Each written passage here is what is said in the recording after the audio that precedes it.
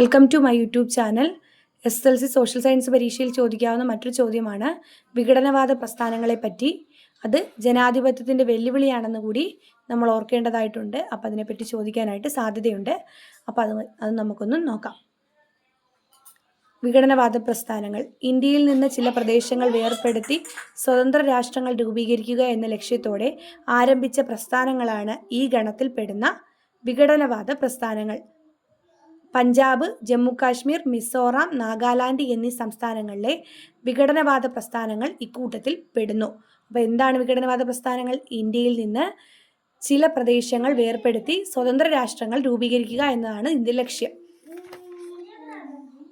അതിൽ പെടുന്നതാണ് ഖാലിസ്ഥാൻ പ്രസ്ഥാനങ്ങൾ, അതുപോലെ തന്നെ ജമ്മു കാശ്മീരിലെ വിഘടനവാദ പ്രസ്ഥാനം, പിന്നീട് അതുപോലെ കുറച്ച് വടക്ക് കിഴക്കൻ വിഘടനവാദ പ്രസ്ഥാനങ്ങളുമുണ്ട്. നമുക്ക് എല്ലാം ഒന്ന് നോക്കാം.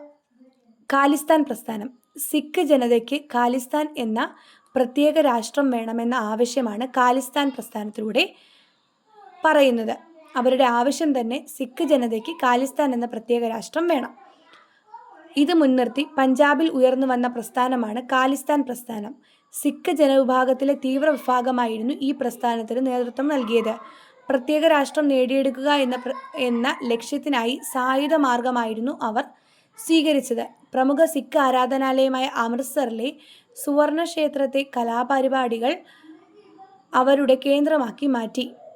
അപ്പോൾ സുവർണ ക്ഷേത്രമായിരുന്നു അവരുടെ ഈ ഒരു ഖാലിസ്ഥാൻ പ്രസ്ഥാനത്തിൻ്റെ മോസ്റ്റ് ഇമ്പോർട്ടൻ്റ് ആയിട്ടുള്ള കേന്ദ്രം. സുവർണ ക്ഷേത്രത്തിൽ കടന്നു കയറിയ തീവ്രവാദികളെ കേന്ദ്ര സർക്കാർ 1984 ഓപ്പറേഷൻ ബ്ലൂ സ്റ്റാർ എന്ന സൈനിക നടപടിയിലൂടെ അമർച്ച ചെയ്തു. ഇതിനെ തുടർന്ന് പ്രധാനമന്ത്രി ഇന്ദിരാഗാന്ധി തൻ്റെ 2 സിഖ് അംഗരക്ഷകരാൽ വധിക്കപ്പെട്ടു. ഇന്ദിരാഗാന്ധിയുടെ മരണത്തെ തുടർന്ന് രാജ്യത്തിൻ്റെ വിവിധ ഭാഗങ്ങളിൽ സിഖ് വിരുദ്ധ കലാപം പൊട്ടിപ്പുറപ്പെട്ടു. ഈ കലാപത്തിൽ നിരപരാധികളായ നിരവധി സിഖുകാർ കൊല്ലപ്പെട്ടു. പ്രധാനമന്ത്രി രാജീവ് ഗാന്ധിയും സിഖ് നേതാവ് ഹർജന്ത് സിംഗ് ലോംഗോവാളും ചേർന്ന് 1985 പഞ്ചാബ് കരാർ ഒപ്പുവെച്ചതിനെ തുടർന്നാണ് സ്ഥിതിഗതികൾക്ക് മാറ്റമുണ്ടായത്. തുടർന്നുണ്ടായ കാര്യക്ഷമമായ ജനാധിപത്യ നടപടിക്രമങ്ങളിലൂടെ പഞ്ചാബിൽ വിഘടനവാദം പൂർണ്ണമായി അവസാനിപ്പിക്കുവാനും സമാധാനം പുനഃസ്ഥാപിക്കുവാനും സാധിച്ചു. അപ്പോൾ ഖാലിസ്ഥാൻ മൂവ്മെൻറ്റ് എന്തുവാ? സിഖ് ജനതയ്ക്ക് ഖാലിസ്ഥാൻ എന്ന പ്രത്യേക രാഷ്ട്രം വേണമെന്ന ആവശ്യം മുൻനിർത്തിയാണ് പഞ്ചാബിൽ ഇങ്ങനൊരു പ്രസ്ഥാനം ഉയർന്നു വന്നത്. രണ്ടാമത്തത് ജമ്മു കാശ്മീരിലെ വിഘടനവാദ പ്രസ്ഥാനങ്ങൾ. ഭരണഘടനയുടെ അനുച്ഛേദം 370 പ്രകാരം പ്രത്യേക അവകാശങ്ങൾ അനുവദിച്ചിരുന്ന സംസ്ഥാനമാണ് ജമ്മു കാശ്മീർ. ഇന്ത്യയിൽ നിന്ന് കാശ്മീരിനെ വിഭജിച്ച് സ്വതന്ത്ര രാഷ്ട്രമാക്കുകയോ പാകിസ്ഥാനിൽ ചേർക്കുകയോ എന്ന ലക്ഷ്യത്തോടെ പ്രവർത്തിക്കുന്നവയാണ് ജമ്മു കാശ്മീരിലെ വിഘടനവാദ പ്രസ്ഥാനങ്ങൾ. ഇവർ നടത്തിയ സായുധ ആക്രമണങ്ങൾ രാജ്യത്തിൻ്റെ സുരക്ഷയ്ക്കും ഐക്യത്തിനും അഖണ്ഡതയ്ക്കും വലിയ ഭീഷണി ഉയർത്തുകയുണ്ടായി. സമാധാന ചർച്ചകളിലൂടെയും പ്രത്യേക സാമ്പത്തിക വികസന പ്രവർത്തനങ്ങളിലൂടെയും സമാധാനം പുനഃസ്ഥാപിക്കാൻ കേന്ദ്ര സർക്കാർ ശ്രമം നടത്തുകയുണ്ടായി. ജമ്മു കാശ്മീരിന് അനുവദിച്ചിരുന്ന അനുച്ഛേദം 370 പ്രകാരമുള്ള പ്രത്യേക അവകാശങ്ങൾ 2019 കേന്ദ്ര സർക്കാർ പിൻവലിക്കുകയും ജമ്മു കാശ്മീർ പുനഃസംഘടനാ നിയമം പാസാക്കുകയും ചെയ്തു. ഇതുപ്രകാരം ജമ്മു കാശ്മീരിൻ്റെ സംസ്ഥാന പദവി എടുത്തുകളയുകയും ജമ്മു കാശ്മീർ, ലഡാക്ക് എന്നിങ്ങനെയുള്ള 2 കേന്ദ്രഭരണ പ്രദേശങ്ങളായി പുനഃസംഘടിപ്പിക്കുകയും ചെയ്തു. 2024 ജമ്മു കാശ്മീർ നിയമസഭയിലേക്ക് സമാധാനപരമായി തിരഞ്ഞെടുപ്പ് നടത്താൻ സാധിക്കുകയും ജമ്മു കാശ്മീർ നാഷണൽ കോൺഫറൻസ് നേതാവ് ഒമർ അബ്ദുള്ള മുഖ്യമന്ത്രിയായി സർക്കാർ രൂപീകരിക്കുകയും ചെയ്തു.